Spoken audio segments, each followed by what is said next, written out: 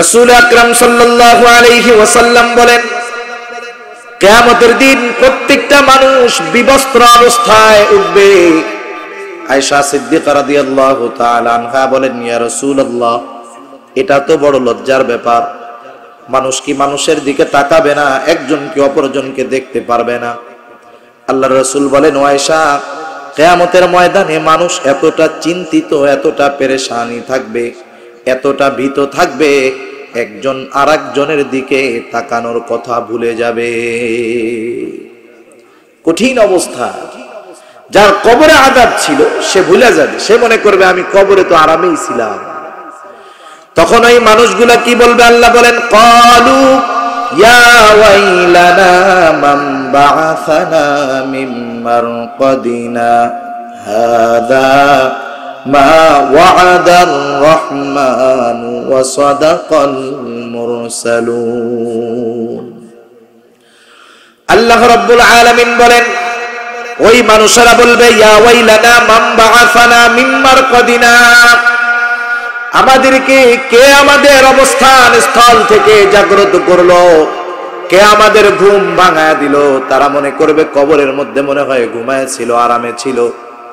ফেরেশতারা অথবা মুমিন বান্দারা সেই দিন তারা তাদের এই কথার জবাব দিয়ে বলবে, হাদা মা ওয়া'আদার রাহমানু ওয়া সাদাকাল মুরসালুন। এটা হলো সেই দিবস যেই দিবসের ওয়াদা কে করেছেন। এটা হলো দয়াময় আল্লাহ রাব্বুল আলামিনের সেই প্রতিশ্রুত দিবস, যেই দিবসের সত্যায়ন রাসূলগণ করেছেন। এটা হলো সেই দিবস। এইবার সেই দিবসের দীর্ঘতা কত বড় আল্লাহ তাআলা কোরআনুল কারীমের মধ্যে জানায় দেন। আল্লাহ তাআলা বলেন, ইয়াউমান কানা মিকদারুহু 50 আলফা সানা। কিয়ামতের দিনের এক একটা দিনের মেয়াদ হবে দুনিয়ার 50,000 বছরের সমান। কুল্লু নাফসিন যায়িকাতুল মাউত ওয়া ইন্নামা তুওয়াফাউনা উজুরাকুম ইয়াওমাল কিয়ামাহ ফামান যুহজিহা আনিন নারি ওয়া উদখিলাল জান্নাতা ফাকাদ ফাজ। আল্লাহ রাব্বুল আলামিন বলেন, প্রতিটি প্রাণকে মৃত্যুর স্বাদ আস্বাদন করতেই হবে, মানুষকে প্রতিটি প্রাণকে মরতেই হবে।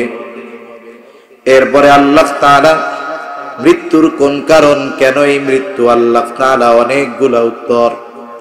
এর মধ্যে সবচাইতে জামে মানে যে উত্তর, আল্লাহ তাআলা সেই উত্তরটা দিয়ে বলেন, ওয়া ইন্নামা তুওয়াফাউনা উজুরাকুম ইয়াওমাল কিয়ামাহ।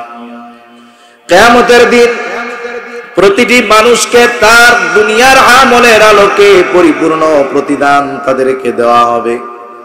ওয়া ইন্নামা তুওয়াফাউনা উজুরাকুম ইয়াওমাল কিয়ামাহ, পরিপূর্ণ প্রতিদান কিয়ামতের দিন মানুষকে দেওয়া হবে।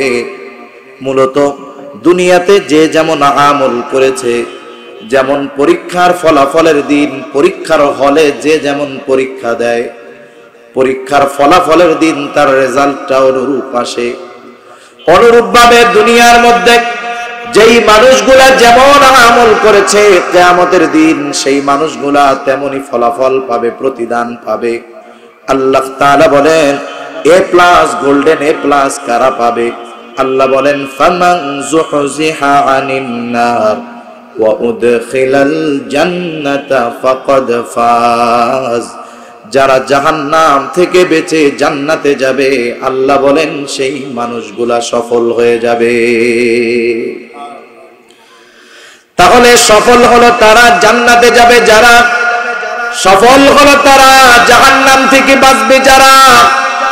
এখন বলেন, পরীক্ষার ফলাফল কেউ যদি গোল্ডেন A+ চায়, অবশ্যই তাকে পরীক্ষার হলে ভালো উত্তর দিতে হবে, ঠিক কিনা বলেন? বলেন তো, পরীক্ষার হলের সময়ের মেয়াদ কত?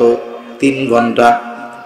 এবছরের পরীক্ষার হিসাবটা বাদ দেন, স্বাভাবিক এসএসসি পরীক্ষার সময় পার সাবজেক্ট প্রতি সাবজেক্টে সময় দেওয়া হয় 3 ঘন্টা। যদিও সময় মাত্র 3 ঘন্টা, কিন্তু এই 3 ঘন্টা সময় একটা ছাত্রের জন্য জীবনের সবচাইতে মূল্যবান এবং গুরুত্বপূর্ণ সময়। যেই ছেলেটা এই 3 ঘন্টা সময়কে কাজে লাগাতে পারবে, সবগুলা প্রশ্নের যথাযথ উত্তর দিতে পারবে, সে তার নামের সাথে গোল্ডেন A+ পেয়ে যাবে। আর যেই ছেলেটা এই 3 ঘন্টা সময়ের অপব্যয় করবে, অপব্যবহার করবে, হেলায় খেলায় কাটায় দিবে, ওই ছেলেটা ফেইলের মালা গলায় নিয়ে সে ঘুরতে থাকবে। তাহলে ছাত্র জীবনের সফলতা বিফলতা নির্ধারিত হয়ে যায় এই 3 ঘন্টার মধ্যে। মাত্র 3 ঘন্টা সময় কত গুরুত্বপূর্ণ সময়।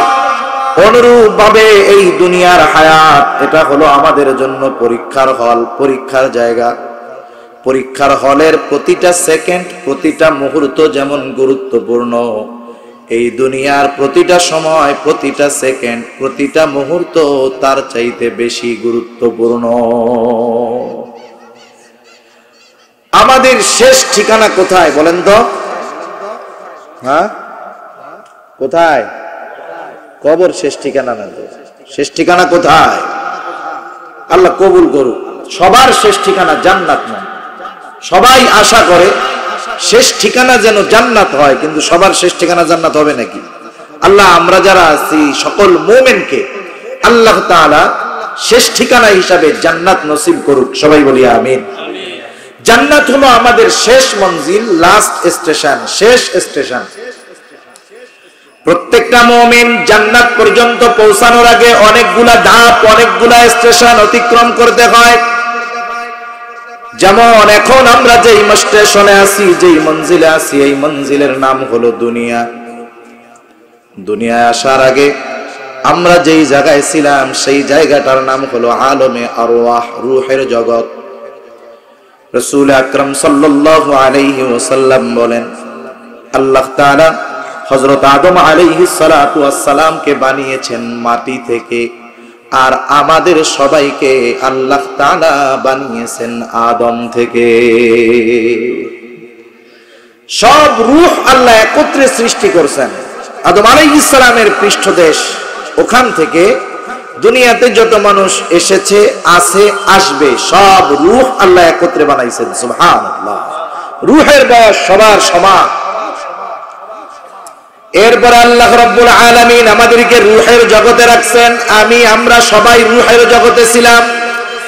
বলেন তো, রূহের জগতে আমরা কত বছর ছিলাম? এর কোনো হিসাব আমাদের জানা আছে নাকি? লক্ষ লক্ষ বছর হয়তো রূহের জগতে আমরা ছিলাম। রূহের জগৎ থেকে আল্লাহ রাব্বুল আলামিন মা বাবার মাধ্যমে আমাদেরকে দুনিয়াতে পাঠাইলেন।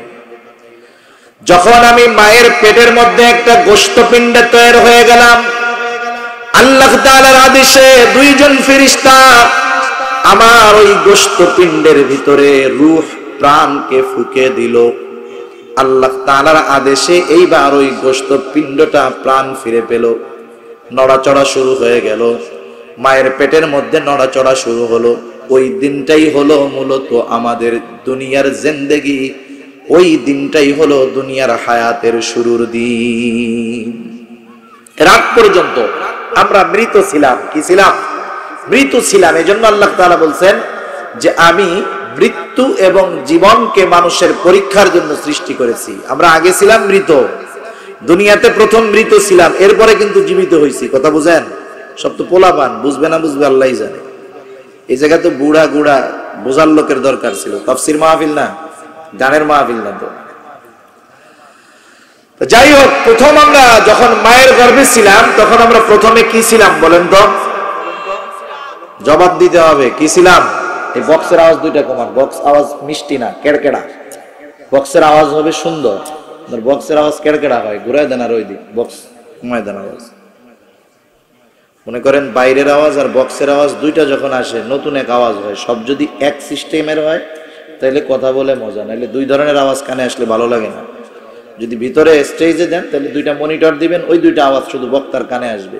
বাইরে যাওয়া হয়, কিন্তু বাইরের মাইক আর এই বক্স যখন একত্র হবে তখন আমাদের কথা বলতে সমস্যা হয়। এক সেটিং করেন আপনি, প্রয়োজনে বক্স বন্ধ করে দেন, ভেতরে যদি মাইক থাকে সেটা এনাফ।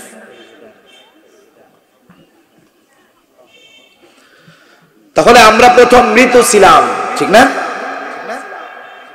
ফেরেশতা আল্লাহ তাআলার আদেশে রূহ ফুঁকে দিল, এবার মায়ের পেটের মধ্যে আমি আপনি প্রাণ পেয়ে গেলাম। ওই দিনটাই হলো আমার আপনার উৎপাদনের তারিখ।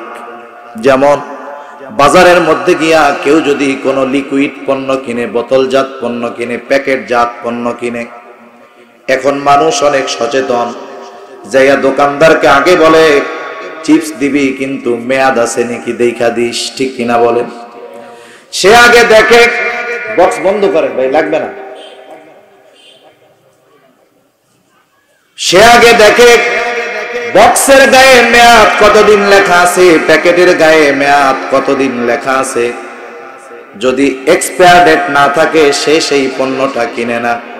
তার মানে ফ্যাক্টরি থেকে যখন পানির বোতল, জুসের বোতল, চিপসের প্যাকেট বের করা হয়, ওই সময় ওইটার উৎপাদনের তারিখ এবং মেয়াদ কোন দিন শেষ হবে সেটা লাগায়া দেওয়া হয়। মায়ের পেটটা হলো আমার আপনার এই স্ট্রাকচার, দেহ তৈরির ফ্যাক্টরি। আল্লাহ রাব্বুল আলামিন মায়ের পেটে থাকতেই আমার আপনার মেয়াদের সাথে সাথে একটা এক্সপায়ার ডেট লাগায় দিয়েছে, মেয়াদ লাগায় দিয়েছে। ওই মেয়াদ যেই দিন শেষ হবে সেই দিন আমার দুনিয়ার হায়াতটা শেষ হয়ে যাবে। আল্লাহ রাব্বুল আলামিন কারো হায়াত দেন, মায়ের পেট থেকে বের হওয়ার সাথে সাথে সে দুনিয়া থেকে বিদায় নিয়ে চলে যায়। কেউ বা 10 বছর, কেউ বা 20 বছর, কেউ 50, 60, 70, 80, 100 বছর বাঁচে, এমন লোকের সংখ্যা অনেক কম, ঠিক কিনা বলেন? নির্দিষ্ট সময় প্রত্যেকেরই আছে, কিন্তু সময়টা কখন দুনিয়ার কেউ জানে না। দুনিয়ার কেউ জানে না আমার আপনার নির্ধারিত সময়টা কখন। নির্দিষ্ট সময় যখন চলে আসে আল্লাহ তাআলার আদেশে ফেরেশতা মালাকুল মউত আমার আপনার প্রাণ হরণ করার জন্য চলে আসে। এত নিপুণ ভাবে, এত সূক্ষ্মভাবে নির্দিষ্ট সময়ে সে আমার আপনার রূহ কবজ করে। রূহ কবজের ব্যাপারে সে এক মুহূর্ত আগেও করে না, রূহ কবজ করতে তার এক মুহূর্ত বিলম্ব হয় না। আল্লাহ রাব্বুল আলামিন বলেন, فَإِذَا جَاءَ أَجَلُهُمْ لَا يَسْتَأْخِرُونَ سَاعَةً وَلَا يَسْتَقْدِمُونَ। একেবারে এক মুহূর্ত বিলম্ব হয় না, এক মুহূর্ত পূর্বেও মালাকুল মউত আমাদের প্রাণ হরণ করে না। মৃত্যু হলে স্বাভাবিক সব এলাকায় কি করে? মৃত্যু যখন হয়ে যায় প্রত্যেকটা এলাকার মাইকের মধ্যে ঘোষণা হয়, অমুক এলাকার অমুক আজ বিকাল 5 ঘটিকার সময় ইন্তেকাল করিয়াছে। এটাই তো বলে নাকি? ইন্তেকাল শব্দটা হলো আরবি শব্দ। ইন্তেকাল শব্দের অর্থ হলো স্থানান্তরিত হওয়া। তার মানে উনি একটা জায়গায় ছিলেন, উনি আরেকটা জায়গায় গিয়েছেন। মৃত্যু মানেই যে সব কিছু শেষ হয়ে গেল তা নয়। মৃত্যু মানে এমন দিনের সূচনা যেটা অনন্তকালের পথে আমাদেরকে নিয়ে যায়। সুবহান। ইন্তেকাল হলো আমার আপনার নতুন আর একটা জগৎ, নতুন আর একটা মঞ্জিল শুরু হলো। রূহের জগৎ ছিল প্রথম মঞ্জিল, দুনিয়ার জগৎ হলো দ্বিতীয় মঞ্জিল, তৃতীয় মঞ্জিল হলো কবর জগৎ। মূলত ওটাকে বলা হয় আলমে বরজখ। আলমে বরজখ এটা লোকচক্ষুর অন্তরালের একটা জগৎ। ওই জগৎটা মানুষের চোখের অন্তরালে। ওই জগৎটার অবস্থা মানুষ দেখতে পারে না, কিন্তু দেখা যায় না বিধায় অবিশ্বাস করারও কোনো সুযোগ নাই। অনেক কিছু দেখা যায় না কিন্তু অবিশ্বাস করা যাবে? ফেরেশতা দেখা যায়, কিন্তু কেউ যদি ফেরেশতা অস্বীকার করে ঈমান থাকবে? ঈমান থাকবে না। জিন দেখা যায় না, কেউ যদি জিন অস্বীকার করে বলেন তো ঈমান থাকবে নাকি? জিন দেখা যায় না, অবিশ্বাস করলে ঈমান থাকবে না। কারণ আল্লাহ তাআলা কোরআনুল কারীমের মধ্যে জিন নামে একটা সূরা নাজিল করেছে। জিনকে অস্বীকার করলে কোরআনকে অস্বীকার করা হয়ে যাবে। তা যাই হোক, আলমে বরজখটা হলো এইরকম। দুনিয়ার জগতে যে যেমন আমল করেছে, আলমে বরজখের সময়টা তার তেমনই কাটবে। কেউ যদি দুনিয়াতে ভালো আমল করে তাহলে ওই আলমে বরজখে তার সময়টা ভালো কাটবে। ওটা একটা ওয়েটিং রুমের মতো। একটা ছেলে পরীক্ষা দেওয়ার পরে ওর পরীক্ষা যদি ভালো খারাপ হয় আর কি, যে ওর ফেল করাও কঠিন, তাইলে রেজাল্ট দেওয়ার আগ পর্যন্ত যেই 3 মাস সময় ওর কি মনের মধ্যে খুশি থাকে? ও তো চিন্তায় থাকে, আল্লাহ গো কি হইব যদি ফেল যাই, সবকিছু সারা, কাম সারা। কিন্তু যে রেজাল্ট পরীক্ষা ভালো দিয়েছে, একবারে ভেজাল কুজাল নাই, সব অ্যান্সার দিছে, ওর মনের মধ্যে একটা প্রফুল্ল ভাব থাকে যে আমি গোল্ডেন এ প্লাস পাবো। কবর জগৎটা, আলমে বরজখটা, এটা হলো ওয়েটিং রুমের মতো। যেই লোকটা দুনিয়ার মধ্যে নেক আমল ভালো করেছে তার কবর জগৎ সুন্দর, যে বদ আমল করেছে তার কবর জগৎটা হবে কষ্টের। আলমে বরজখ এটারও একটা শেষ আছে। দুনিয়ার সব মানুষ ইন্তেকাল করবে, মারা যাবে। সব মানুষের মৃত্যুর কত পরে কিয়ামত শুরু হবে, এর আসল হিসাব আল্লাহ তাআলাই ভালো জানে। কিন্তু কিয়ামত, মূল কিয়ামত শুরু হবে সিংহায় ফুৎকার দেওয়ার মাধ্যমে। 2টা সিংহায় ফুৎকার দিবে ইসরাফিল আলাইহিস সালাম। আল্লাহ তাআলা কোরআনুল কারীমের মধ্যে বর্ণনা করেন, আল্লাহ তাআলা বলেন, ওয়ানুফিখা ফিস সূরি ফাসাইকা মান ফিস সামাওয়াতি ওয়া মান ফিল আরদ সুম্মা নুফিখা ফীহি উখরা فَإِذَا هُمْ قِيَامٌ يَنظُرُونَ। ওই বক্সটা আরো ঘুরায় দেন, ওইটা পুরো ঘুরায় দেন, এদিক পুরো ঘুরায় দেন। আমার দিক বক্স লাগবে না, মাইকের বাইরের আওয়াজ যেটা আসতেছে ওইটা আমার ঘুরায় দেন। হ্যাঁ, বন্ধ আছে। আল্লাহ রাব্বুল আলামিন বলেন, ওয়ানুফিখা ফিস-সূর। আল্লাহ তাআলা বলেন সিংহায় ফুৎকার দেওয়া হবে। প্রথম ফুৎকার দিলে কি হবে? আল্লাহ বলেন, ফাসাইকা মান ফিস সামাওয়াতি ওয়া মান ফিল আরদ। আসমান জমিনের সব কিছু চূর্ণ বিচূর্ণ হয়ে যাবে, তছনছ হয়ে যাবে।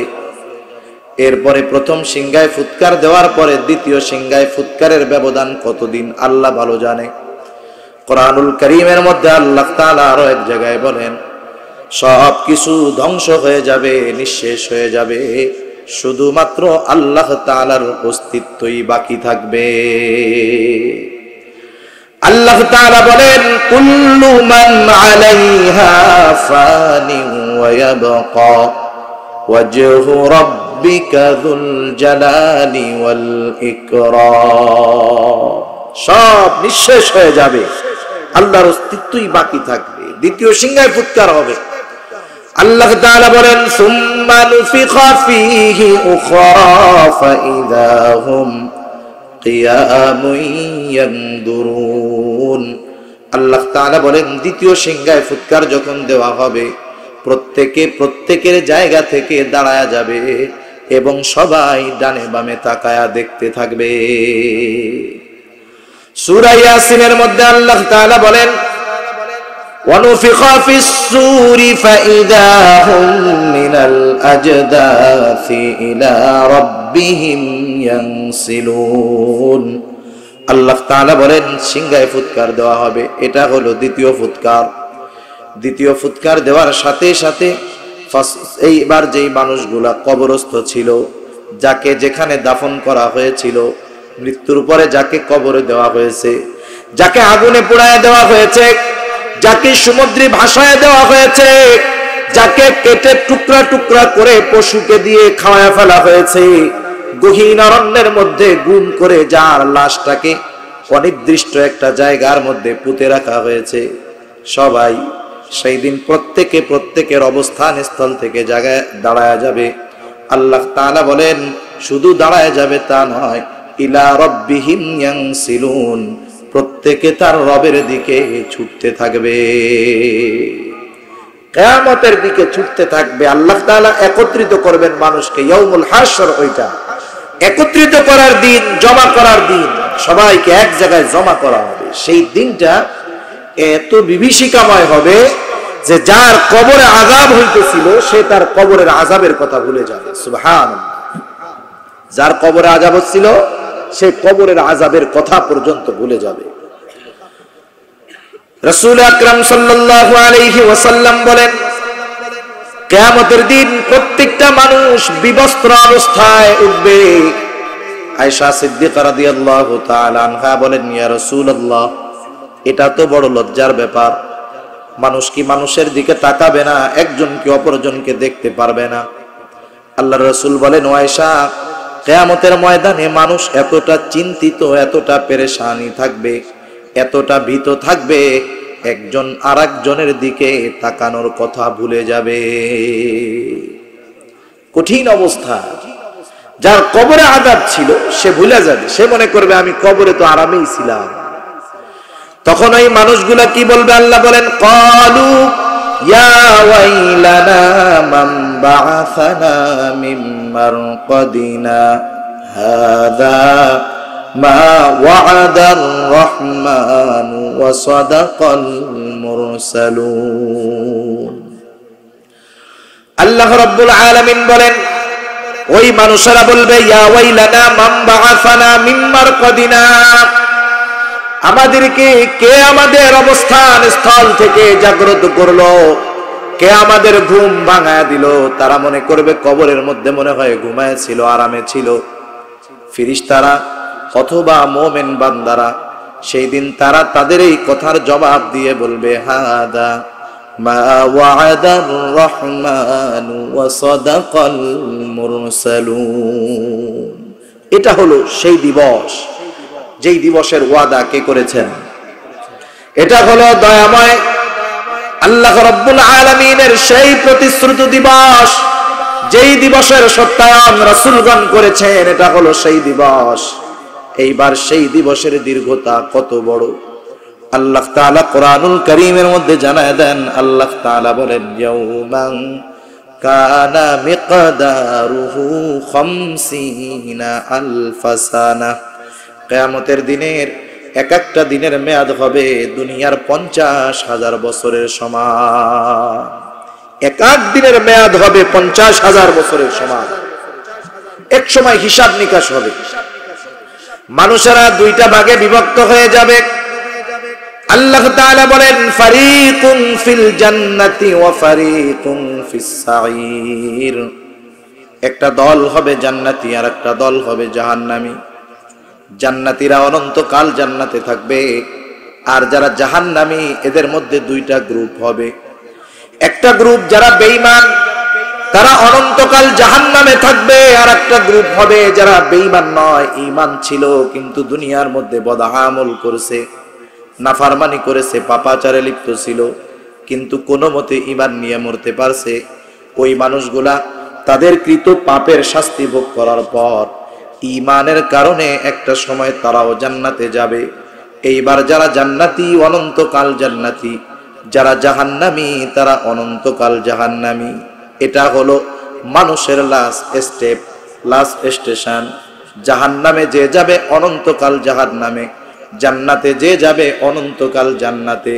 বলেন তো, এই যে ধাপগুলা আমরা অতিক্রম করলাম, রূহের জগতে ছিলাম, এরপরে দুনিয়ার জগতে আসলাম, আলমে বরজখে যাব, কিয়ামতের ময়দান ওইটা শেষ করার পরে আশা করি আমরা জান্নাতে যাব। এই যে সময়গুলা, বলেন তো সবচাইতে কম সময় আমাদের অবস্থান কোন জায়গায় হবে? কোন জায়গায়? কথা বুঝেন নাই মনে হয়। কথা বুঝতে পারছেন? একটা মানুষ সবচাইতে কম সময় অবস্থান করে কোথায়? হ্যাঁ, আরো জোরে বলেন না, কোথায়? বুঝতেছেন না মনে হয়, কষ্ট হইতেছে আপনাদের। প্রধান অতিথি আসছেন, আমি শেষ করে দেই, হুজুর এসে আলোচনা করুক, বুঝবেন। উনি তো আপনাদের পরিচিত মানুষ, আপনারা যদি বুঝেনি তাহলে কথা কন না কেন? আপনাদের বিভাগ কোনটা? কুমিল্লা হইছে নি এখনো? এখন কোথায় আছেন? চট্টগ্রামে আছেন। কিন্তু আপনাদের অ্যাক্টিভিটিস চট্টগ্রাম বিভাগের মানুষের মতো না, আপনাদের দেশে ময়মনসিংহ বিভাগের লোকের মতো লাগতেছে। তিন মাথা এক জায়গা দিয়ে ওয়াজ শুনে কিছু আও কয় না, নাও কয় না। আপনারা যদি এরকম করেন তাহলে তো কথা বোঝানো সমস্যা। আমার কথা কি বুঝতে সমস্যা হইতেছে, নাকি আমার সুরের অভাব আছে? সুরের অভাব আছে এটা আমি জানি, বোঝানোর অভাব আছে এটাও জানি। তারপরেও বোঝার তো কথা, এর চাইতে সহজে সাবলীল ভাষায় বলার যোগ্যতা আল্লাহ আমার দেয় নাই। যদি আমার ত্রুটি থাকে আমি আগের থেকে মাপ চেয়ে নিতেছি আপনাদের কাছে। তাহলে মানুষ সবচাইতে কম সময় অবস্থান করে কোথায়? দুনিয়ার মধ্যে। আমার একটা প্রশ্নের জবাব আপনারা দিতে পারবেন না যদি কান খাড়া না করে ওয়াজ শুনেন। যদি দিলের কান ঠিক না থাকে একটা প্রশ্নের জবাবও দিতে পারবেন না। আর আমি যে প্রশ্ন জিজ্ঞাসা করব ওইটা আপনারা বোঝানোর পরে জিজ্ঞাসা করব। সেজন্য ওয়াজ শুধু শুনতে হয় না, ওয়াজ বুঝার নিয়তে শুনতে হয়। এই দুইটা যদি ঠিক থাকে না, আর যদি নিয়ত থাকে আমলের, আল্লাহ আমল করা সহজ করে দেয়। কথা বুঝেন নাই? প্রত্যেকটা জিনিসের কম্বিনেশন আছে। লাইট জ্বলতেছে, দুইটা তার লাগবে, একটা দিলে কাজ হবে? একটা যদি কারেন্ট ডাইরেক্ট পাওয়ার হাউস থেকে নিয়ে জ্বালায় দেন, লাইট জ্বলবে? লাইন লাগবে, চামড়ার কানও লাগবে, দিলের কানও সজাগ থাকা লাগবে। আল্লাহ বুঝবার তৌফিক দান করুক। তাহলে সবচাইতে কম সময় অবস্থান কোথায় আমরা করি? দুনিয়াতে। যেমন পরীক্ষার হলে সময় কম, সময়ের দাম বেশি, অনুরূপভাবে পরীক্ষার হল এই দুনিয়া, এটা সবচাইতে কম সময়, কিন্তু এই সময়ের দাম সবচাইতে বেশি। পরীক্ষার হলে কি করলে মানুষ গোল্ডেন এ প্লাস পাবে, এটা মোটামুটি পড়ালেখার মাধ্যমে জানতে পারে। অনুরূপভাবে দুনিয়া নামক পরীক্ষার হলে মানুষ মোমেন কোন আমল করলে সফলতার মালা পরিধান করতে পারবে, গোল্ডেন এ প্লাস পেতে পারবে। এই ফর্মুলা, এই সাজেশন আল্লাহ তাআলা আমাদেরকে কোরআনুল কারীমের মধ্যে জানায়া দিয়েছে। এখন যদি আমরা সফল মুমিন হতে চাই, আল্লাহ তাআলা সূরা আলে ইমরানের 200 নম্বর আয়াতে বলেন, ইয়া আইয়ুহাল্লাযীনা আমানুসবিরু ওয়াসাবিরু ওয়ারাবিতু ওয়াত্তাকুল্লাহ। আল্লাহ তাআলা এক নম্বরে ইমানদারদেরকে ডেকে বলেন, হে ইমানদারেরা, এক নম্বর গুণ আল্লাহ তাআলা বলেন ইসবিরু, তোমরা সবর করো। দুই নম্বর আল্লাহ তাআলা বলেন ওয়াসাবিরু, সবরের উপরে তোমরা অটল থাকো। তিন নম্বর গুণ আল্লাহ তাআলা বলেন ওয়ারাবিতু, বান্দা জিহাদের জন্য সর্বদা তৈয়ার থাকো। চার নম্বর গুণ আল্লাহ তাআলা বলেন ওয়াত্তাকুল্লাহ, বান্দা আল্লাহ তাআলাকে ভয় করো। কোরআন হলো এমন একটা কিতাব, কেউ যদি কোরআন পড়ার সময় তার মনের মধ্যে 1 কোটি প্রশ্ন উদিত হয়, ওই 1 কোটি প্রশ্নের জবাব আল্লাহ তাআলা ওই কোরআনের মধ্যেই দিয়ে দিয়েছে। এখন যদি আমরা প্রশ্ন করি, আয় আল্লাহ, আমরা তো মুমিন, কেন এই 4টা গুণ অর্জন করব? আল্লাহ তাআলা কেমন জানি আমাদেরকে বলেন, ও আমার গোলাম, এই 4টা গুণ যদি তুমি মুমিন অর্জন করো তাহলে কি হবে, কেন অর্জন করবা? আল্লাহ তাআলা বলেন, বান্দা লাআল্লাকুম তুফলিহুন, তুমি যেন সফল হতে পারো, সফলতার মালা জানি গলায় পরিধান করতে পারো, এই জন্য তুমি এই 4টা গুণ অর্জন করবা। আমরা সবাই সফল হতে চাই না? কারা চায়? হাত উঁচা করি তো, নারায়ে তাকবীর। আরো জোরে নারায়ে তাকবীর। মাশাআল্লাহ, হাত নাও।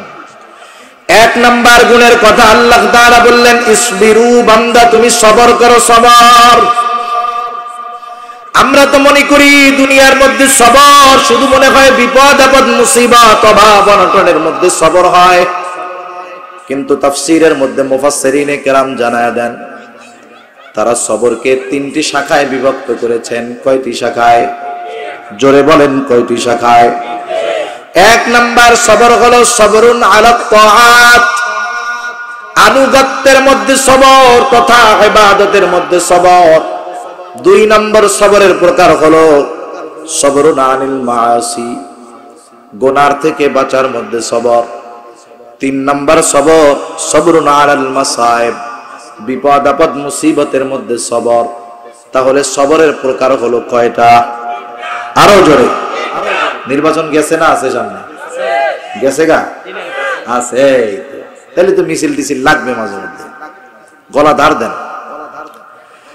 সবরের প্রথম প্রকার হলো সবরুন আলা তাআত, এই সবরুন আলাল ইবাদাহ, ইবাদতের মধ্যে সবর। তার মানে প্রতিটা ইবাদতের মধ্যে সবর আছে। এখন ইবাদতের মধ্যে সবর কিভাবে হবে? ভালো মতো দিলের কান লাগায় কথাগুলো একটু শুনবেন, দিলের কান লাগায় কথাগুলো শুনবেন। সবরুন আলা তাআত, এই সবরুন আলাল ইবাদাহ, ইবাদতের মধ্যে সবর কিভাবে হবে? এক নাম্বার বিষয় হলো ইবাদতের মধ্যে যদি সবর আনতে হয়, সেই ইবাদতটাকে সুন্দর ইবাদতে পরিণত করতে হবে। কেমন ইবাদত? জোরে বলেন, কেমন ইবাদত? সুন্দর ইবাদত। সুন্দরের সংজ্ঞা আমরা দিই একরকম, আল্লাহ তাআলার কাছে আরেক রকম। সুন্দর আমরা কি সুন্দর বলি? যেটা দেখলে আমাদের নয়ন জুড়িয়ে যায়, অন্তর তৃপ্ত হয়, এটাকে আমরা সুন্দর বলি। মনে করেন একটা ভেতরে যা থাকে থাক, উপরে সুন্দর রং করা, কালার করা, চাকচিক্যময়, এইটাকে দেখলে আমরা সুন্দর বলি, ঠিক কিনা বলেন? তাহলে আমাদের সংজ্ঞায় সুন্দর হলো যেটা দেখলে চোখ মজা পায়, অন্তর মজা পায়। আমি তো বলেই দিছি, আমি বুঝতেছি যে আপনারা পিস পিস করতেছেন বলার জন্য, আমি সেই জন্য থামাইয়া বলছি যে প্রধান অতিথি চলে আসছে। আপনারা তো বুঝেন নাই, আপনাদের এলান না দিয়ে আমি দেয়াই দিছি, এটা বুঝতে হবে। তাহলে আবার বলার তো দরকার নেই। আলোচনার মধ্যে এরকম দিলে সমস্যা। মেহমান তো আসবেন ইনশাআল্লাহ, আর উনি চলে আসছেন, এটা আমি আলোচনার ফাঁকে বলেও দিয়েছি। বুঝতেছি যে এই পাশে ওই আমলনামা চলতেছে,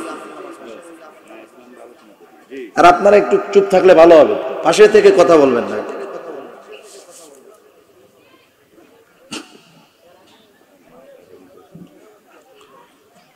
আস্তাগফিরুল্লাহ।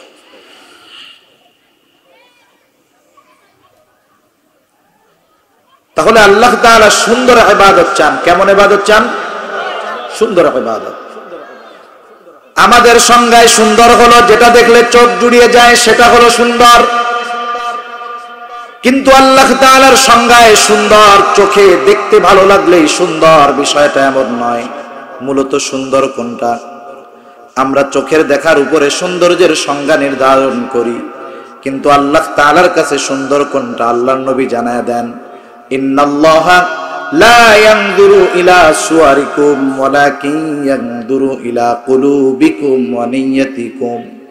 আল্লাহর নবী বলেন, নিশ্চয়ই আল্লাহ তাআলা কারো সূরত দেখেন না। আল্লাহ তাআলা দেখেন না কে কত সুন্দর, কে কোন বংশের, কে কোন গোত্রের, কার শিক্ষাগত যোগ্যতা কত, কার সার্টিফিকেট কত বড়। আল্লাহ তাআলা এইটা দেখেন না, বরং আল্লাহ তাআলা কি দেখেন? ওয়ালাকিন ইয়ানজুরু ইলা কুলুবিকুম ওয়া নিয়্যাতিকুম। বরং আল্লাহ তাআলা দেখেন কার অন্তরটা কেমন, কার নিয়তটা কেমন। বুঝে থাকলে বলেন, নিয়তের সম্পৃক্ততা চোখের সাথে না অন্তরের সাথে? তাহলে আল্লাহ তাআলার কাছে সৌন্দর্যের সংজ্ঞা নির্ধারিত হয় অন্তরের মাধ্যমে। এজন্য ইবাদত সুন্দর করার দরকার। আর আল্লাহ তাআলা সুন্দর ইবাদতই চান, অনেক ইবাদত চান, বিষয়টা এমন নয়। আল্লাহ তাআলা বলেন, আল্লাযী খালাকাল মাউতা ওয়াল হায়াতা লিয়াবলুয়াকুম আইয়ুকুম আহসানু আমালা। আল্লাহ তাআলা বলেন, তিনি আল্লাহ কে? আল্লাযী খালাকাল মাউত ওয়াল হায়া, যে মৃত্যু এবং জীবন সৃষ্টি করেছেন। কেন? বলেন লিয়াবলুয়াকুম, তোমাদের পরীক্ষা করার জন্য, অর্থাৎ আমাদের পরীক্ষার জন্য। কি পরীক্ষা আল্লাহ তাআলা করবেন? আল্লাহ বলেন আইয়ুকুম আহসানু আমালা, পরীক্ষা হলো তোমাদের কার আমলটা কত সুন্দর। তাহলে আল্লাহ তাআলা সুন্দর আমল চান। আর আল্লাহ তাআলার সাথে, আল্লাহ তাআলার সংজ্ঞায় সৌন্দর্যটা অন্তরের সাথে নিহিত। এই জন্য ইবাদত যদি সুন্দর এবং সবরওয়ালা ইবাদত করতে হয়, আর একটা জিনিস বুঝতে হবে, যেটাই সুন্দর ইবাদত ওটাই হলো সবরওয়ালা ইবাদত। এখন আমার আপনার ইবাদত যদি সুন্দর ইবাদতে পরিগণিত করতে হয়, আমার আপনার ছোট বড় সব ইবাদতের মধ্যে দুইটা জিনিস লাগবে। কয়টা জিনিস? আরো অনেকগুলো আছে, দুইটা কম্পালসারি, দুইটা লাগবে। এক নম্বরে যেটা লাগবে সেটার নাম হলো ইখলাস তথা নিয়তের পরিশুদ্ধতা। নিয়তের সৌন্দর্যতা লাগবে। নিয়ত যার যত সুন্দর হবে তার আমলটা তত সুন্দর হয়ে যাবে। এজন্য নবী আমার বলেন, আখলিস দীনাকা ইয়াকফিকাল আমালুল কলিল। তোমার ঈমান খাঁটি করো, অর্থাৎ তোমার ইখলাস পরিশুদ্ধ করো, তোমার নিয়ত পরিশুদ্ধ করো, অল্প আমল নাজাতের জন্য যথেষ্ট হবে। সুবহানাল্লাহ। তাহলে ইবাদত সুন্দর হওয়ার জন্য, সবরওয়ালা হওয়ার জন্য এক নম্বরে দরকার ইখলাস। যেই ইবাদতের মধ্যে ইখলাস নাই সেই ইবাদত হলো জাল ইবাদত। জাল টাকা বহন করা যেমন অপরাধ, ইখলাসবিহীন আমল করাটাও তেমন অপরাধ। জাল টাকা ব্যাংকারের কাছে নিয়ে যাবেন, নোটারে কাগজ বইলা ছিঁড়ে ফেলবে। অনুরূপ ভাবে জাল আমল যখন আল্লাহর সামনে পেশ করা হবে, আল্লাহ তাআলা ওই আমলকে ধুলায় নিঃশেষ করে দিবে। কিয়ামতের দিন প্রত্যেকটা মানুষের জিন্দেগীর সব আমলগুলা নিয়ে আল্লাহর সামনে হাজির করা হবে। আল্লাহ তাআলা বলেন, ওয়াকাদিমনা ইলা মা আমিলু মিন আমালিন ফাজআলনাহু হাবাআম মানসুরা। আল্লাহ তাআলার সামনে সব আমলগুলা হাজির করা হবে। আল্লাহ তাআলা শুধুমাত্র বান্দার ওই আমলগুলাকে কবুল করবে যেই আমলগুলার মধ্যে ইখলাস ছিল, আল্লাহর সন্তুষ্টি উদ্দেশ্য ছিল, সেগুলাকে কবুল করা হবে। বাকিগুলাকে আল হাবাউল মানসুর, তথা এমন নিশ্চিহ্ন করা হবে কেমন জানি সে ইবাদত করেই নাই। বলেন তো, আমার আপনার জিন্দেগীর ছোট বড় সব ইবাদতের একমাত্র হকদার কে? তাহলে আমরা যদি ইবাদতের মধ্যে ইখলাস আনতে না পারি, মানুষকে দেখানোর জন্য, মানুষের প্রশংসা পাওয়ার জন্য যদি ইবাদত করি, বলেন কার হক নষ্ট করা হবে? আল্লাহর হক নষ্ট করার অপরাধ হবে। জাল ইবাদত দ্বারা শাস্তির সম্মুখীন হতে হবে। এই জন্য ইবাদত যদি সুন্দর করতে হয়, এক নম্বরে দরকার হলো ইখলাস, নিয়তের সৌন্দর্য। দুই নম্বর যেটা দরকার সেটার নাম হলো সুন্নাত, আল্লাহর রাসূলের পদ্ধতি দরকার। দুনিয়ার মধ্যে এমন কোন ইবাদত নাই যেই ইবাদতের মধ্যে সুন্নাত নাই। আমরা তো মনে করি সুন্নাত মনে হয় এমন একটা আমল যেটা করলে সওয়াব, না করলে গুনাহ নাই। কিন্তু না, কিছু সুন্নাত আছে যেগুলা ফরজ, কিছু সুন্নাত আছে ওয়াজিব, কিছু সুন্নাত সেগুলা তো সাধারণ সুন্নাত, আর কিছু সুন্নাত এমন আছে দুনিয়ার মুবাহ কাজগুলার সাথে যদি ওই সুন্নাতের ছোঁয়া লাগায় দেওয়া হয়, ওই দুনিয়ার সাধারণ কাজগুলাও ইবাদত বলে গণ্য হয়ে যায়। সুবহানাল্লাহ। যেমন আল্লাহ তাআলা নামাজের আদেশ করছে। নামাজ হলো ইসলামের 5টি ভিত্তির দ্বিতীয় ভিত্তি, সবচাইতে গুরুত্বপূর্ণ ইবাদত। কিয়ামতের দিন আল্লাহ তাআলা নামাজের হিসাব সর্বপ্রথম নিবে। নামাজকে মুমিন এবং কাফেরের মধ্যে পার্থক্যকারী হিসাবে বর্ণনা করা হয়েছে। নামাজ হলো ফরজ। কোরআনুল কারীমের মধ্যে আল্লাহ জানায় দিয়েছেন 82 জায়গায় নামাজ ফরজ। আল্লাহ ফরজ করেছেন জানতে পেরেছি কোরআনে, ঠিক কিনা? কিন্তু নামাজ কিভাবে পড়বো সেটা কিন্তু আমরা কোরআন থেকে জানতে পারি নাই। সারা দুনিয়ার মুফাসসির যদি কিয়ামত পর্যন্ত প্রচেষ্টা করে আল্লাহর নবীর জীবনী বাদ দিয়ে, সুন্নাহ বাদ দিয়ে, হাদিস বাদ দিয়ে শুধুমাত্র কোরআন থেকে ফজরের 2 রাকাত ফরজ নামাজের পদ্ধতি বের করে পড়বে, কিয়ামত পর্যন্ত প্রচেষ্টা করবে, কিন্তু নবীর পদ্ধতি অনুসরণ না করা পর্যন্ত একটা রাকাত নামাজ সে পড়তে পারবে না। তাহলে নামাজ ফরজ করছে কে? জোরে বলেন। নামাজের পদ্ধতি জানায় দিয়েছেন রাসূলুল্লাহ। এজন্য আল্লাহর রাসূল বলেন, সাল্লু কামা রাআইতুমুনি উসাল্লি। নবীজি আবার বলেন, কেমন করে তোমরা নামাজ পড়বা, আমাকে যেভাবে নামাজ পড়তে দেখো সেইভাবে তোমরা নামাজ পড়বা। তার মানে নামাজ পদ্ধতিতে পড়ি, সেই পদ্ধতি হলো রাসূলের, এটাই হলো সুন্নাত। তাহলে কিছু সুন্নাত আছে ফরজ, সুন্নাত বিহীন কোনো ইবাদত দুনিয়ার মধ্যে নাই। আবার কিছু সুন্নাত আছে ওয়াজিব। যেমন দাড়ি যার হইছে লম্বা, 1 মুষ্টি কমপক্ষে রাখতে হবে। দুনিয়ার ফুকাহায়ে কেরাম এই ব্যাপারে একমত। যারা রাখতে পারে নাই আল্লাহ তাদের রাখার তৌফিক দিক। জোরে বলি আমিন। কিন্তু যারা রাখতেছি বুঝতে হবে দাড়ি যখন লম্বা হইছে, যারটা হয় না তার হিসাব বাদ, কিন্তু যার দাড়ি এক মুষ্টির অতিরিক্ত লম্বা হয়, এই লোকটার কমপক্ষে এক মুষ্টি দাড়ি রাখতে হবে। এটা দুনিয়ার অধিকাংশ ফুকাহায়ে কেরামে এই ব্যাপারে একমত যে দাড়ি এক মুষ্টি পরিমাণ রাখতে হবে, এটা ওয়াজিব। তাহলে এই সুন্নাতটা হলো ওয়াজিব। এরপরে স্বাভাবিক কিছু সুন্নাত আছে, আবার এরপরে এমন কিছু সুন্নাত আছে যেগুলা দুনিয়ার কাজের সাথে লাগাইলে দাম বেড়ে যায়। যেমন দুনিয়ার কিছু মুবাহ কাজ আছে, যেই কাজগুলা করলে সওয়াবও নাই গুনাহও নাই। যেমন বাথরুম করা। বলেন তো, কেউ যদি সারা জিন্দেগি বাথরুমের মধ্যে না যায়, এটা তো সম্ভব না, কিন্তু যদি এরকম হয় সে জীবনে কোনোদিন বাথরুম করে নাই, এর কারণে কি তার গুনাহ হবে নাকি? কেউ যদি ডেলি 10 বার করে সওয়াব হবে? তাহলে সওয়াবও নাই গুনাহও নাই।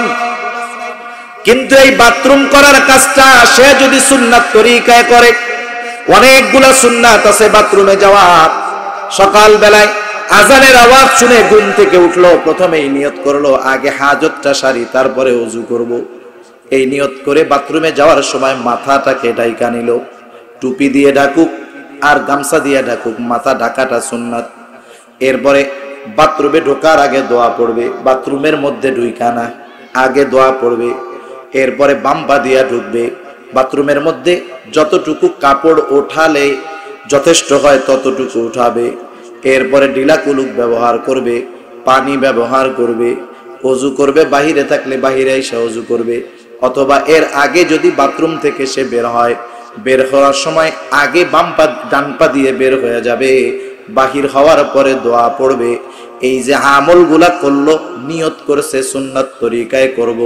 এই যে বাথরুম করাটা, এটা স্বাভাবিক দুনিয়ার একটা কাজ ছিল, কিন্তু সুন্নাত তরিকায় করার কারণে এই আমলটা এখন আর দুনিয়ার সাধারণ আমল নাই, এই আমলটা তার সওয়াবের কারণ হয়ে যায়। শুধু সুন্নাতের ছোঁয়া লাগলে ইবাদত সুন্দর হয়। সেজন্য আমি আপনি যদি সবরওয়ালা আমল করতে চাই, কয়টা জিনিস দরকার জোরে বলেন? 1 নাম্বার দরকার ইখলাস, 2 নাম্বার দরকার সুন্নাত। এই দুইটা জিনিস যদি আমার জিন্দেগির ছোট বড় সব আমলের মধ্যে হয়, এটা আল্লাহর কাছে সুন্দর আমল বলে গণ্য হয়ে যাবে। 2 নাম্বার হলো গুনার থেকে বাঁচা, এটাও এক প্রকারের সবর। গুনার থেকে বাঁচা এটাও সবরের একটা প্রকার। কিন্তু দিন যত যাচ্ছে গুনার থেকে বাঁচা সহজ না কঠিন? অপরাধের শাস্তির পাওয়ার, শাস্তির মেয়াদ, শাস্তির তীব্রতা যত বাড়ানো হোক না কেন, অপরাধ কমে না। আগে ধর্ষণের সর্বোচ্চ শাস্তি ছিল যাবজ্জীবন, এখন ধর্ষণের সর্বোচ্চ শাস্তি হলো মৃত্যুদণ্ড। বলেন তো, এই অপরাধের শাস্তির প্রখরতা বেড়েছে না কমেছে? অপরাধের শাস্তির প্রখরতা বেড়েছে, কিন্তু অপরাধ নির্মূল হয় নাই। দুনিয়ার মধ্যে দিন যায়, পুলিশ প্রশাসনের লোক বাড়ে না কমে? পুলিশ বাড়া এটা অপরাধ বাড়ার আলামত। নিরাপত্তা সেফটির বিষয় যত বাড়ে, বুঝতে হবে অনিরাপত্তা তত বাড়তেছে। দিন যায়, অপরাধ বাড়তেছে, অনিরাপত্তা বাড়তেছে, পাপ বাড়তেছে। কিন্তু দুনিয়ার আইন দিয়ে পাপকে নির্মূল করা সম্ভব নয়। কিন্তু একটা জিনিস খেয়াল করেন, যেই সময়টাকে আমরা আইয়ামে জাহেলিয়াতের সময় বলি, রাসূলুল্লাহ সাল্লাল্লাহু আলাইহি ওয়াসাল্লাম দুনিয়ায় আসার আগে ওই সময়টাকে আরবের মানুষের এতটা মূর্খতা, এতটা উগ্রতা ছিল যে ওটাকে জাহেলিয়াতের সময় বলা হয়। একটা মিসাল দিলে বুঝতে সহজ হবে কতটা জাহেলিয়াতি, কতটা অজ্ঞতা, কতটা হিংস্রতা ওই সময়ের মধ্যে ছিল। 2টা যুবক এক জায়গায় বসে তর্কাতর্কি করতেছে। সামনে দিয়ে একটা গর্ভবতী মেয়ে হেঁটে যায়। এই 2টা যুবক ওই গর্ভবতী মেয়েকে দেখে তর্কে লেগে গেছে। একটা ছেলে বলে এই মহিলার পেটের মধ্যে ছেলে আছে, আর একজন বলে এই মহিলার পেটের মধ্যে মেয়ে আছে। 2 জনের মধ্যে কি চলতেছে? তর্ক চলতেছে। আছে কোনটা? যে কোনো একটা তো আছে। এখন 2 জন সিদ্ধান্তে উপনীত হতে পারতেছে না, কারোটা কেউ মানে না। এখন একজন বলে চল কি আছে, ওই মহিলার পেট ফাইড়া দেখবো, ওই মহিলার পেটের মধ্যে কি আছে। শুধুমাত্র নিজেরা একটা সিদ্ধান্তে উপনীত হওয়ার আশায় ওই জীবিত মহিলার পেটের সন্তানটাকে মহিলার পেট কেটে তারা বের করে তাদের তর্কের ব্যাপারে নিষ্পত্তি নিয়েছে। এত জঘন্য, এর চাইতে আরো জঘন্য অবস্থা ছিল তৎকালীন সময়ে। কিন্তু এই মানুষগুলা যখন রাসূলুল্লাহ সাল্লাল্লাহু আলাইহি ওয়াসাল্লামের হাতে ঈমান আনছে, এই মানুষগুলোর পরিস্থিতি কেমন হয়ে গেছে? এরা হইছে আল্লাহর নবীর পরে সর্বোত্তম মানুষ, ঠিক কিনা বলেন? এই মানুষগুলার চরিত্র কেমন হয়ে গেছে? রাসূল আকরাম সাল্লাল্লাহু আলাইহি ওয়াসাল্লামের হাতে ঈমান আনছে এই মানুষগুলা, যাদের হাতে দিনের বেলায় ভাইয়ের সাথে বোন নিরাপদ ছিল না, স্বামীর সাথে স্ত্রী নিরাপদ ছিল না, বাবার সাথে কন্যা নিরাপদ ছিল না, ভাইয়ের সাথে বোন নিরাপদ ছিল না, ভাইয়ের হাত থেকে বোনকে কেড়ে নিয়ে তারা নিয়ে অপহরণ করে নিয়ে যাইত। কিন্তু এই মানুষগুলা ঈমান আনার পরে তাদের আখলাক কেমন হয়ে গেল? সুদূর ইয়েমেনের রাজধানী সানাআ থেকে হাজারামাউত পর্যন্ত এই বিশাল বালুময় পথে গভীর রাতে একাকী একটা রমণীয় যদি হেঁটে যাইতো, ওই মানুষগুলাই ঈমানের কারণে, নবীর সংস্পর্শতায় আসার কারণে রাতের আধারে একটা মানুষ, একটা সুন্দরী যুবতী এতটা নিরাপদ ছিল, একটা যুবক ছিল না ওই যুবতীর পথরোধ করে দাঁড়িয়ে যাবে। সুবহান। ওদের সাথে কি পুলিশ থাকতো নাকি বেশি? সিসি ক্যামেরা কিছুই ছিল না। কিন্তু কোন কারণে তাদের এই পরিবর্তন? তাহলে বোঝা গেল এমন কিছু চিন্তাধারা তাদের মনের মধ্যে ছিল যা তাদের চরিত্রকে দিনের বেলায় যেমন বানায়ছে, রাতের আধারেও তাদের চরিত্র তেমনই হয়ে গেছে, ঠিক কিনা বলেন? আমাদের দেশে তো কিছু মানুষ আমরা আছি, দিনের বেলায় মানুষের সামনে চরিত্র হলো একরকম, রাতের আধারে লোকচক্ষুর অন্তরালে চরিত্রটা আর একরকম। এমন মানুষ সমাজে আছে না নাই? অধিকাংশই আমাদের এই অবস্থা। সেজন্য দুনিয়ার আইন দিয়ে, প্রশাসন দিয়ে, সিসি ক্যামেরা দিয়ে অপরাধ নির্মূল করা যাবে না, পাপ থেকে বাঁচানো যাবে না, বাঁচা যাবে না। কেমন করে বাঁচা যাবে সেই ফর্মুলা, সেই খবর আমাদেরকে কোরআনুল কারীম জানায় দিয়েছে। বলেন সুবহানাল্লাহ। আপনাদের যুবকদের মধ্যে যাদের ইফটিজিং করার বদ অভ্যাস আছে, এই ছেলেটা যদি তার বাবার সাথে রাস্তায় যায়, বাজারে যায়, এখন যদি ওই ছেলের সামনে দিয়ে বিশ্ব সুন্দরী একটা হেঁটেও যায়, বলেন তো বাবা সাথে থাকার কারণে ছেলেটা কি ওই সুন্দরী মেয়েটাকে ইফটিজিং করবে নাকি? ও তাকানো তো বহুত দূর, ও চিন্তা করবে যদি তাকাই আর আব্বা যদি দেখে ফেলে কাম সারা, ঠিক না? তাহলে মেয়েটার দিকে ছেলেটা তাকায় না কার ভয়?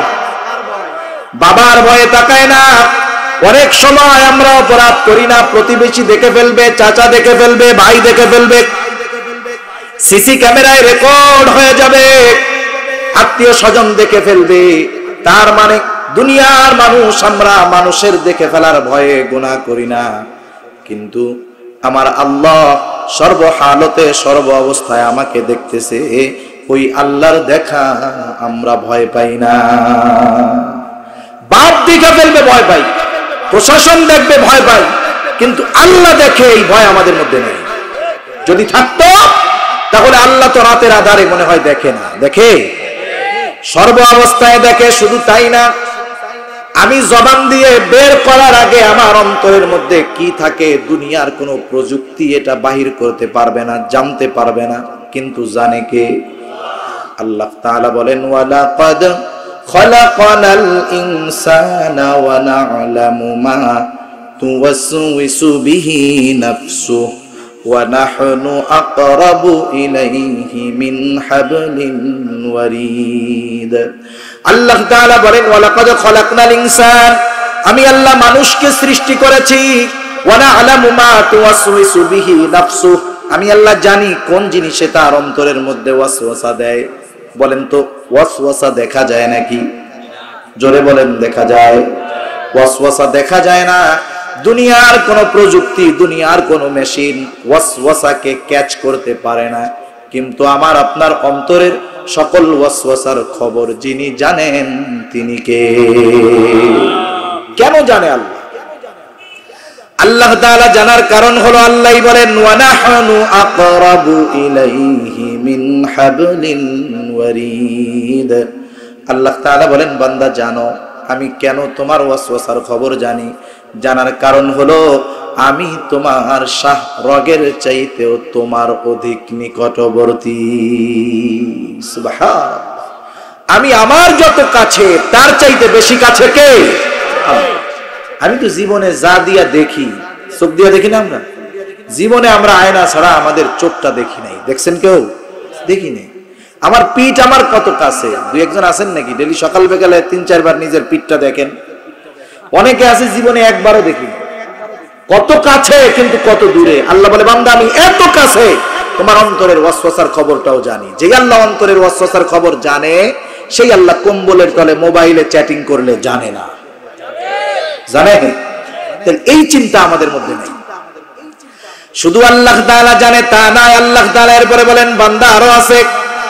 ইদিয়াতালাক্কাল মুতালাক্কিয়ানি আনিল ইয়ামিনি ওয়া আনিশ শিমালি কাঈদ মা ইয়ালফিযু মিন কওলিন ইল্লা লাদাইহি রাকীবুন আতীদ।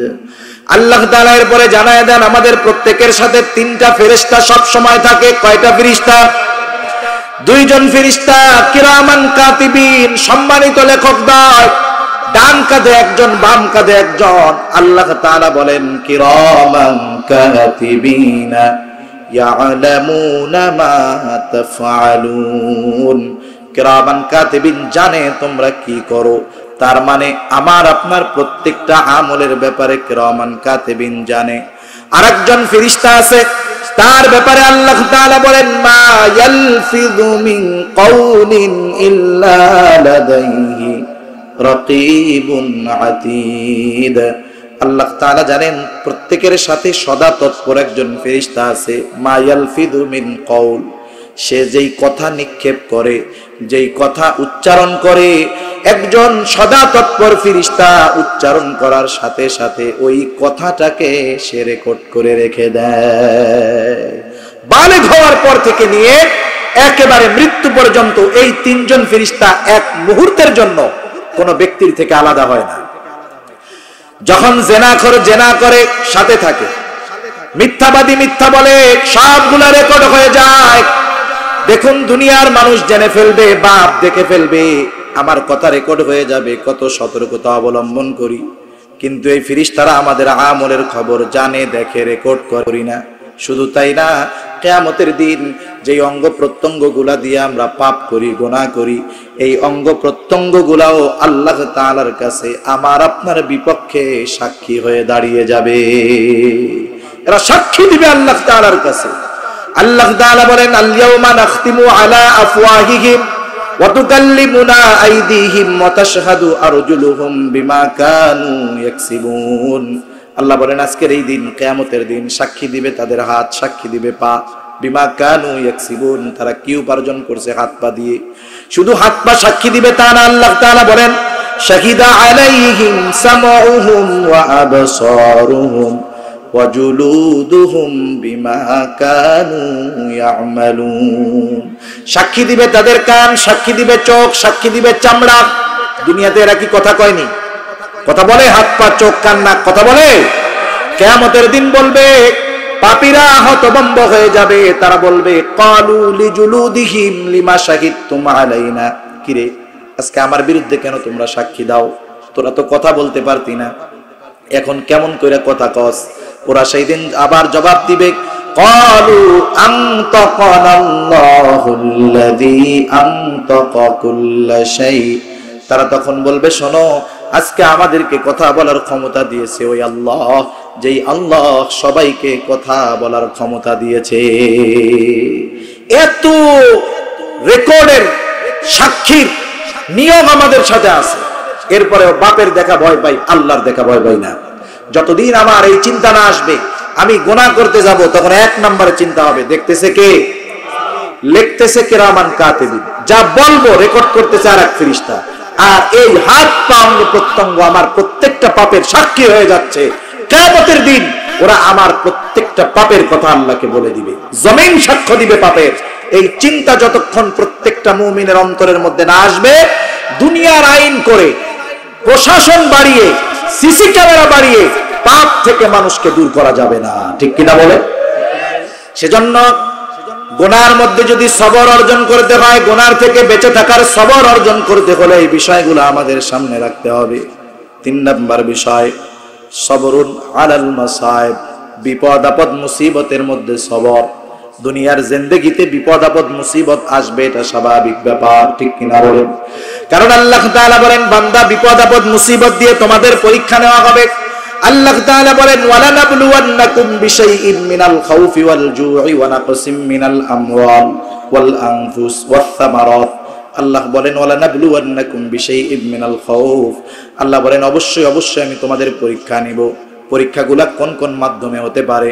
আল্লাহ তাআলা বলেন, বিশাইইন মিনাল খাউফ, ভয়ের মাধ্যমে পরীক্ষা নিব। আল্লাহ তাআলা বলেন, ওয়াল জু', ক্ষুধা তথা অভাব দারিদ্রতার মাধ্যমে পরীক্ষা নিব। ওয়া নাকসিম মিনাল আমওয়াল, মালের ক্ষতির মাধ্যমে আমি আল্লাহ পরীক্ষা নিব। ওয়াল আনফুস, জীবনের ক্ষতি জানের ক্ষতির মাধ্যমে আমি আল্লাহ তোমাদের পরীক্ষা নিব। ওয়াস সামারাত, ফসলের ক্ষতির মাধ্যমে পরীক্ষা নিব। তার মানে এই ধরনের বিপদ আপদ আসতে পারে, এই খবর জানায় দিল কে? আবার আল্লাহ তাআলা বললেন, বান্দারে বিপদ আপদ মুসিবত আমি আল্লাহ দিব। আমি আল্লাহ বিপদ যেহেতু দিয়েছি, তুমি কিন্তু এই চিন্তা করে আরেকজনের কাছে সাহায্য চাইতে যাও না, বরং কি করবা? আল্লাহ বলেন, ইয়া আইয়ুহাল্লাযীনা আমানুস্তাঈনু বিস-সাবরি ওয়াস-সালাহ। আল্লাহ তাআলা বলেন, হে ঈমানদারেরা, ইস্তাঈনু, আমি আল্লাহর কাছে সাহায্য চাও। মানুষ যখন বিপদে পড়ে তখনই তো সাহায্যের দরকার, ঠিক কিনা বলেন? এখন কেমনে সাহায্য চাইবে আল্লাহ? আল্লাহ তাআলা বলেন, বিস-সাবরি ওয়াস-সালাহ, সবর এবং সালাতের মাধ্যমে সাহায্য চাও। তাইলে কি হবে? আল্লাহ তাআলা বলেন, ইন্নাল্লাহা মা'আস-সাবিরিন, সবর এবং সালাতের মাধ্যমে যেই মুমিন সাহায্য চায়, ওই মুমিনকে আল্লাহ একটা উপাধি দিয়ে দেয়। উপাধিটা হলো সাবের। সে তখন সাবের মুমিন হয়ে যায়। এই জন্য আল্লাহ বলেন, ইন্নাল্লাহা মা'আস-সাবিরিন, নিশ্চয়ই আল্লাহ ধৈর্য ধারণকারীদের সাথে আছে। এখন বিপদ আপদ মুসিবতে সাহায্য কার কাছে চাইবো? জোরে বলেন। আল্লাহর কাছে সাহায্য চাইবো। এরপরে আল্লাহ তাআলা বলেন, ওয়াবাশশিরিস সাবিরিন, হাবিব আপনি ধৈর্যশীল মুমিনদেরকে সুসংবাদ দেন তথা জান্নাতের সুসংবাদ দিয়ে দেন। এখন ধৈর্যশীল মুমিন কারা? এদের প্রাথমিক আলামত হলো আল্লাযীনা ইযা আসাবাতহুম মুসিবা ক্বালু ইন্না লিল্লাহি ওয়া ইন্না ইলাইহি রাজিউন। ধৈর্যশীল মুমিন হলো তারা, বিপদ আপদ মুসিবত যখন তাদের উপরে পতিত হয়, তারা যখন বিপদ আপদে পড়ে যায়, তারা হতাশ হয় না, অবিচল থাকে, আর বলে ইন্না লিল্লাহ, নিশ্চয়ই আমরা আল্লাহর জন্যই, ওয়া ইন্না ইলাইহি রাজিউন, আমরা তার কাছেই আবার ফিরে যাব। এটা হলো আল্লাহর শিখায়া দেওয়া দোয়া। সহিহ মুসলিমের মধ্যে আরেকটা বর্ণনা আসছে, আল্লাহর নবী বলেন, যখন কেউ বিপদ আপদ মুসিবতে পতিত হবে, সে যদি এই আমলটা করে তাহলে আল্লাহ তাআলা তাকে বিপদ থেকে উদ্ধার করবে। শুধু উদ্ধার করবে তা নয়, বরং বিপদের মাধ্যমে সে যা হারিয়েছে তার চাইতে উত্তম বস্তু আল্লাহ তাআলা তাকে দিবে। নবী শিখায়া দিলেন, তোমরা যখন বিপদ আপদে পড়বা, মুসিবতে পড়বা, তখন পড়বা ইন্না লিল্লাহি ওয়া ইন্না ইলাইহি রাজিউন। এরপরে পড়বা আল্লাহুম্মা আজুরনি ফি মুসিবাতি ওয়া আখলুফলি খায়রাম মিনহা। এই দোয়ার মাধ্যমে মুমিন আল্লাহকে বলে, আল্লাহ যেই বিপদে পড়ছি সেটার থেকে আমারে উদ্ধার করেন, আর বিপদের মাধ্যমে যা হারিয়েছি তার চাইতে উত্তম বস্তু আপনি আমাকে দান করেন। এরপরে আল্লাহ তাআলা এই সবের মুমিনদের ব্যাপারে আরেকটা খবর জানায় দেন। আল্লাহ বলেন, উলাইকা আলাইহিম সালাওয়াতুম মির রাব্বিহিম ওয়া রাহমাহ। সবের মুমিন যারা, তাদের রবের পক্ষ থেকে তাদের জন্য রয়েছে বিশেষ অনুগ্রহ আর দয়া। সুবহানাল্লাহ। আমরা আল্লাহর কাছে সিরাতে মুস্তাকিমে চলতে চাই। যে ব্যক্তি সিরাতে মুস্তাকিমের উপরে থাকে সেই হলো মূলত সৎপথ প্রাপ্ত, ঠিক কিনা বলেন? আর যদি কেউ সিরাতে মুস্তাকিম তথা সৎ পথে চলতে চায়, আল্লাহ তাআলার অনুগ্রহ এবং দয়া দরকার। সবের মুমিনের ব্যাপারে এই দুইটা বিষয়ের ঘোষণা আল্লাহ তাআলা দিলেন। এরপরে আল্লাহই বললেন, এই দুই গুণ প্রাপ্ত মুমিন উলাইকা হুমুল মুহতাদুন, আর তারাই হলো সৎপথ প্রাপ্ত মুমিন। তার মানে সবের মুমিন সে হলো সৎপথ প্রাপ্ত মুমিন। এবার আমরা আলোচনার শেষে চলে যাই। খাঁটি মুমিন, সবের মুমিন এবং সফল মুমিন হওয়ার জন্য সূরা আলে ইমরানের লাস্টে মুমিনকে 4টি গুণে গুণান্বিত হইতে বলছে। কয়টা? 1 নাম্বার গুণ হলো আল্লাহ তাআলা বলেন ইসবিরু, বান্দা সবর করো। আমরা যদি প্রশ্ন করি সবর কোথায় করব? সবর ইবাদতের মধ্যে করবা, সবর গুনার থেকে বাঁচার মাধ্যমে করবা, সবর বিপদ আপদ মুসিবতের মাধ্যমে, বিপদ আপদ মুসিবতের সময় করবা। সবরটা কত সময় করব? এজন্য আল্লাহ তাআলা এটাকে আলাদা আরেকটা গুণ হিসাবে উল্লেখ করে বলেন ওয়াসাবিরু, বান্দা সবর কিছু সময় করবা কিছু সময় করবা তা নয়, বরং সর্বদা সবরের উপরে অটল থাকবা।